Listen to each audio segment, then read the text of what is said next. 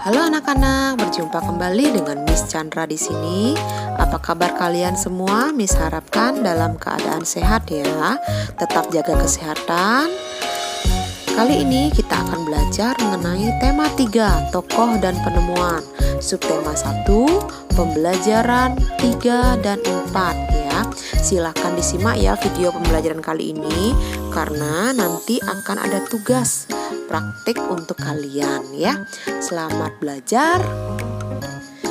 Materi pembelajaran kita hari ini, kita akan membahas yang pertama, teks eksplanasi ilmiah. Selanjutnya kita akan membahas mengenai rangkaian listrik seri. Yang terakhir kita akan membahas mengenai tanggung jawab. Baik anak-anak, kita langsung saja ke materi yang pertama. Apakah kamu pernah membaca teks tentang proses terjadinya bencana alam di media cetak? Jika pernah, itu merupakan salah satu bentuk teks eksplanasi. Memang apa sih teks eksplanasi itu? Teks eksplanasi ilmiah merupakan teks yang menjelaskan tentang proses terjadinya atau terbentuknya suatu fenomena alam atau sosial. Lalu bagaimanakah ciri-cirinya?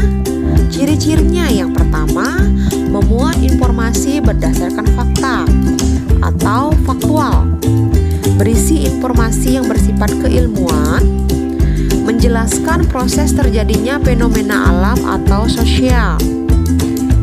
Adapun strukturnya, ada pernyataan umum, menjelaskan tentang gambaran umum fenomena atau peristiwa alam yang akan dibahas. Selanjutnya, urutan sebab akibat, penyebab dan akibat yang ditimbulkan dari fenomena ini. Yang terakhir, interpretasi atau kesimpulan. Untuk lebih jelasnya anak-anak, Miss langsung saja ke contoh ya. Perhatikan, untuk pernyataan umum ada di paragraf pertama. Di sana, Michael Faraday merupakan tokoh penemu listrik yang kemudian mendapatkan julukan sebagai bapak listrik di dunia. Selanjutnya, urutan sebab akibat ada di paragraf kedua. Faraday mencoba melakukan riset lanjutan dari publikasi Ørsted. Faraday kemudian membuat sebuah alat yang kemudian dapat menghasilkan sebuah rotasi elektromagnetik yang merupakan cikal bakal ditemukannya listrik oleh Faraday. Yang terakhir, interpretasi atau kesimpulannya ada di paragraf ketiga. Dari percobaan itu, ia menemukan sebuah motor listrik pertama di dunia yang menggunakan listrik sebagai tenaga penggeraknya. Itu merupakan contoh dari struktur teks eksplanasi. Kita lanjutkan sekarang ke muatan IPA. Kita akan membahas kembali mengenai rangkaian listrik ya. Rangkaian listrik yang akan kita bahas mengenai rangkaian listrik seri. Rangkaian listrik seri merupakan salah satu contoh rangkaian listrik tertutup. Nah, perhatikan rangkaian listrik yang Miss buat ya. Rangkaian listrik seri disusun berurutan atau seri atau tidak bercabang. Pada rangkaian seri, jika salah satu padam, lampu yang lain juga ikut padam karena arus listrik terputus. Sekarang kamu akan melakukan percobaan menjadi penemu cilik. Ayo kita lakukan percobaan. Sesuaikan rancanganmu dengan bahan-bahan yang kamu miliki. Kamu dapat menambah jumlah baterai dan lampu, sehingga rangkaian lampu yang kamu buat akan menghasilkan cahaya yang berbeda-beda. Semakin banyak baterai yang kalian gunakan, maka lampu akan lebih terang. Sebaliknya ya, jika baterai yang digunakan sedikit, maka lampu akan menjadi redup. Mari kita membuat rangkaian listrik sederhana. Alat dan bahan. Kalian membutuhkan baterai, bola lampu senter, saklar, kabel, gunting, isolasi, kardus atau triplek. Langkah-langkah untuk membuat.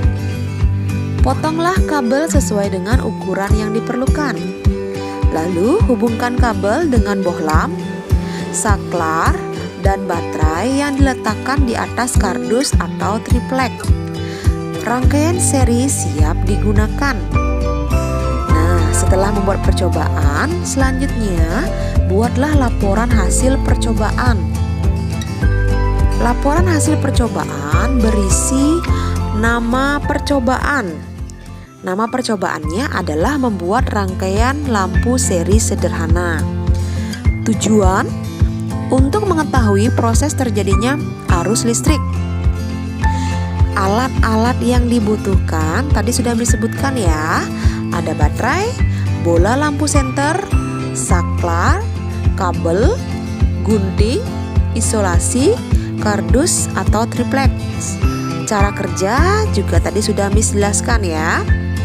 Yang terakhir, kalian membuat kesimpulan ya, kesimpulan dari percobaan yang sudah kalian lakukan ya. Silakan nanti akan kalian buat bersama teman kalian secara berkelompok. Nanti Miss akan berikan panduan untuk cara pengerjaannya. Miss lanjutkan dulu ya materinya tentang penggunaan hak yang bertanggung jawab. Kalian mungkin sudah mengetahui ya bagaimana proses penyaluran listrik sampai ke rumah kalian. Memerlukan perjalanan yang panjang dan biaya yang tidak sedikit. Selain itu, listrik yang kita gunakan sebagian besar berasal dari sumber alam yang tidak dapat diperbaharui. Oleh sebab itu, kita harus bertanggung jawab atas penggunaan hak kita. Nah, berikut contoh tanggung jawab seperti yang dilakukan Ana dan Ani berikut. Perhatikan ya teksnya. Ana dan Ani adalah saudara kembar. Mereka sama-sama duduk di bangku kelas 6 SD. Mereka sering belajar bersama. Ayah selalu membelikan semua keperluan belajar mereka. Contohnya penggaris ya. Ana dan Ani dibelikan penggaris dengan motif dan bentuk yang sama. Ayah bertanya lagi tentang penggaris milik Ana dan Ani. Ternyata penggaris milik Ana sudah rusak, sedangkan milik Ani masih bagus. Ani selalu merawat barang-barangnya dengan baik. Ana tidak merawat barang-barang miliknya. Selain itu, Ana sering menggunakan penggaris tidak sesuai aturan. Ia sering menggunakan penggaris untuk memukul-mukul meja. Oleh karena itu, penggaris milik Ana cepat rusak. Mengetahui perihal tersebut, ayah tidak membelikan Ana penggaris yang baru. Bukan karena pelit, namun ayah ingin mengajarkan anak-anaknya tentang tanggung jawab terhadap barang miliknya. Merawat barang dengan baik dan benar merupakan tanggung jawab mereka. Barang tersebut harus dirawat agar dapat digunakan dalam jangka waktu yang lama. Ayah sudah memenuhi hak Ana, yaitu membelikan semua keperluan belajar. Namun Ana tidak dapat melaksanakan tanggung jawabnya dengan baik. Ana sekarang sudah paham tentang tanggung jawabnya merawat barangnya. Ana berusaha memperbaiki kesalahan dan tidak akan mengulanginya lagi. Nah, itu contoh tanggung jawab merawat barang ya. Nah, kalian ya, kalau sudah dibelikan ayah barang, tolong dijaga agar tidak cepat rusak. Kalian harus memiliki tanggung jawab ya, agar barang yang kalian punya itu tidak cepat rusak dan tahan lama. Baik anak-anak, demikian video pembelajaran hari ini ya. Tetap semangat belajar, tetap jaga kesehatan. Sampai jumpa di video pembelajaran selanjutnya. Terima kasih.